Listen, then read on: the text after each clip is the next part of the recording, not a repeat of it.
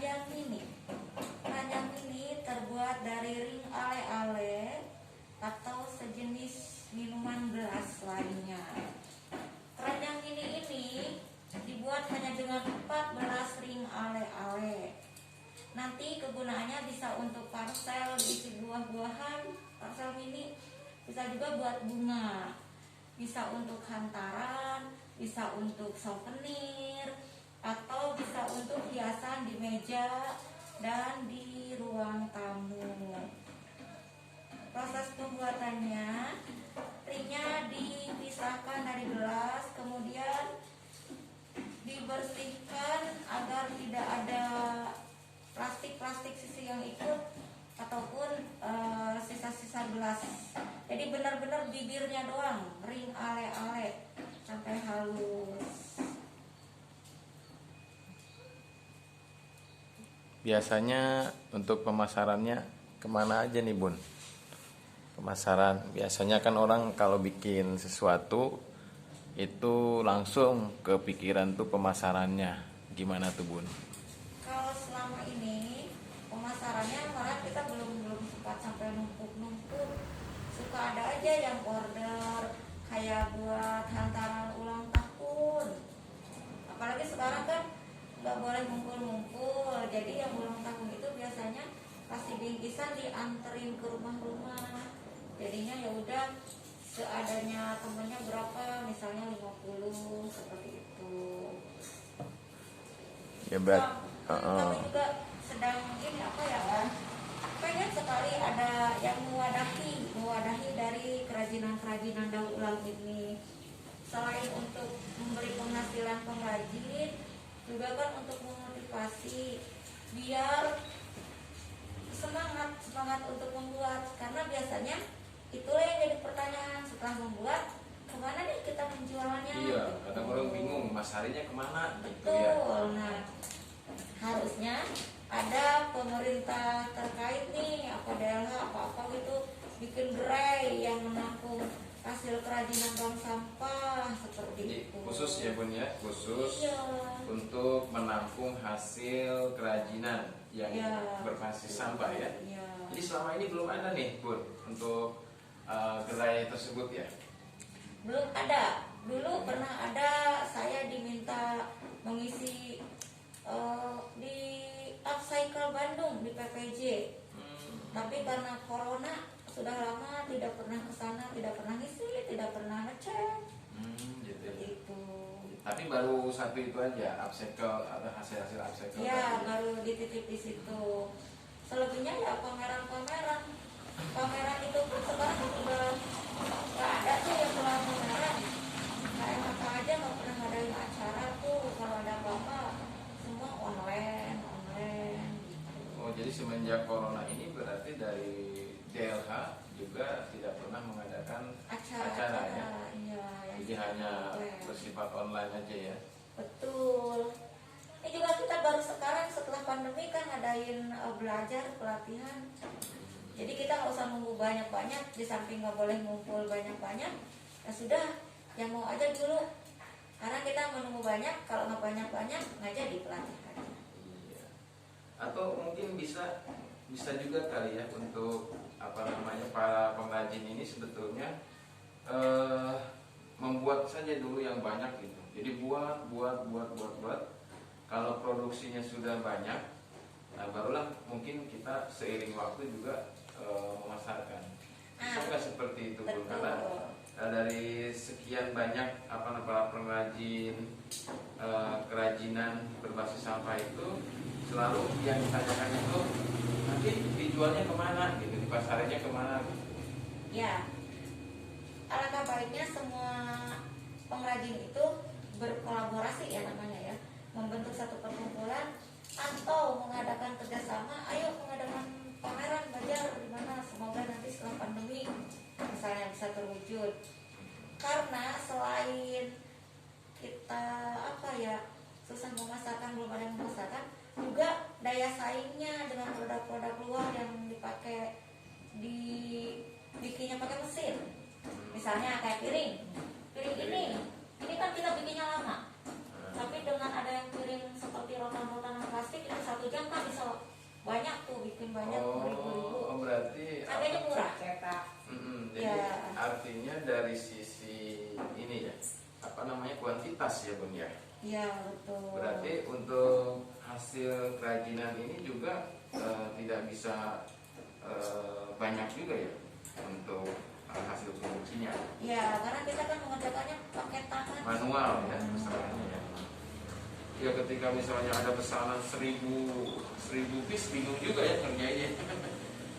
Nah, harusnya tidak bingung kalau kita sudah melink dengan berbagai bank sampah. Oh, gitu Misalnya ya. ada pesanan 1000, kita bagi-bagi tuh berapa bank sampah. Oh, gitu ya. Tiap bank sampah mengerjakan berapa piece, kan nanti bisa dengan waktu yang ditentukan itu bisa selesai.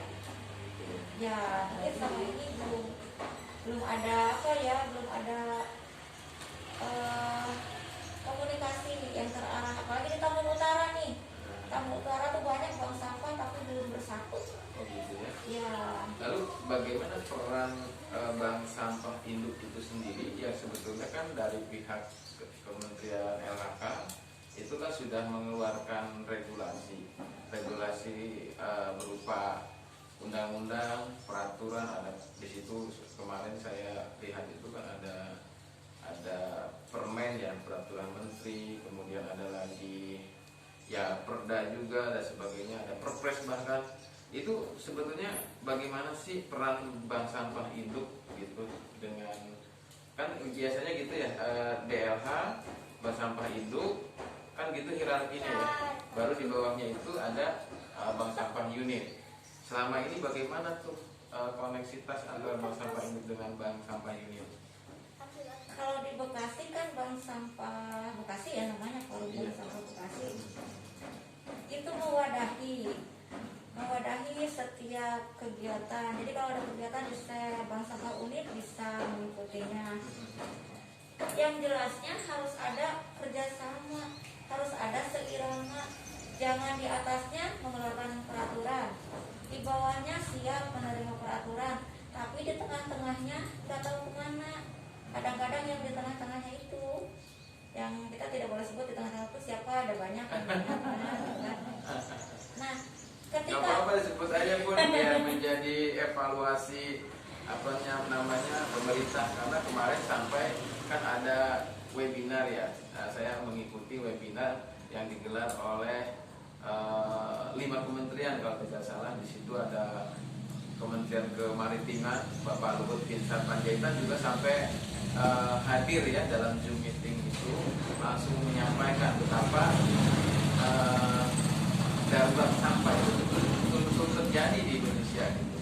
Jadi ini kan mau apa namanya, Indonesia ini kan visinya itu kan 2025 itu Indonesia harus bebas sampah. Nah maka di sini memang mungkin harus belak-belakan nih Bun, jangan ditutup-tutupin supaya ketahuan nih sebetulnya yang tengah itu tadi siapa gitu. Jadi jangan sampai Pak Jokowinya itu ngotot gitu kan, Pak Jokowinya itu serius untuk apa namanya menangani sampah, namun ternyata gitu birokrat di bawahnya itu nggak serius gitu Bun. Nggak mau Bun, buka aja Bun, ini bukan selaku ini nih, selaku pegiat ya sampah lah ya, selaku pegiat lingkungan gitu, yang bergerak di pemberdayaan kemudian dan sebagainya. Gimana tuh Bun? Dibuka aja nggak apa-apa Bun. tidak boleh, bukan kewenangan saya menceritakan siapa-siapa. Yang penting intinya gini, ketika dalam suatu lingkaran kinerja ada satu sistem yang terlewatkan, itu tidak akan terselesaikan. Nah, seperti itu. Yang penting sekarang kita sebagai penggiat, mulailah dari diri kita, mulai dari hal kecil, mulai dari sekarang, jangan ditunda-tunda. Jangan nunggu nanti yang lain jadi ikut-ikutan, nunggu besok nunggu sampahnya banyak, nanti takut telok. Nah sekarang kita punya bank sampah nih, yuk dirintis aja, dimulai. Bank sampah itu sudah ada berapa sih nasabahnya? Mulai dari dapur sendiri nih nasabahnya nih, milih-milih. Habis beli sayur, sisa sayurnya dikemanakan?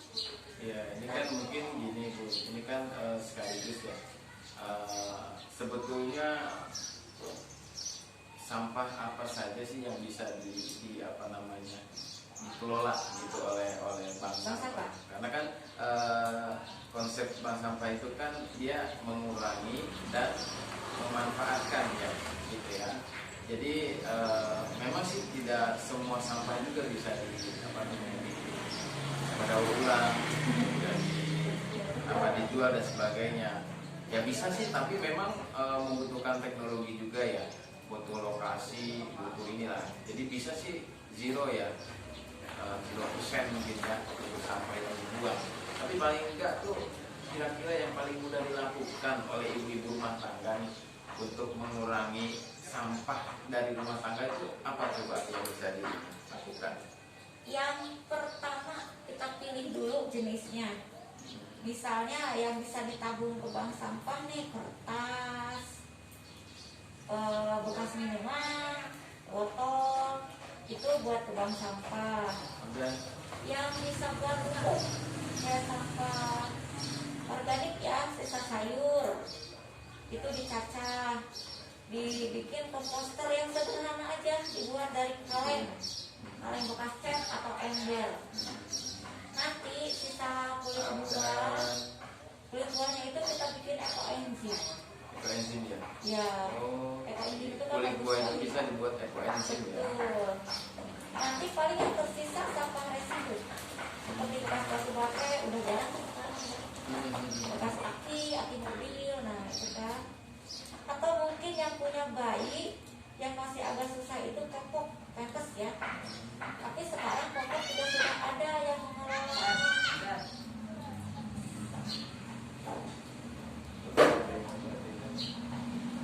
Jadi sebetulnya sangat bisa ya, Ya. ibu-ibu rumah tangga ini kitanya ada di sebuah pemukiman ya, yang mana di sini tuh ada 1.700 kakak lah dalam satu RW ini. Berarti kan banyak sekali gitu ya potensi pencemaran lingkungan dari sampah-sampah yang tadi tidak dipilah. Ya artinya kan selama ini, apalagi di sini kan masyarakat itu kan membayar iuran sampah, sehingga yang kalau kita kalau campur kebanyakan ikatnya Yang banyak ikatnya, yang air gitu.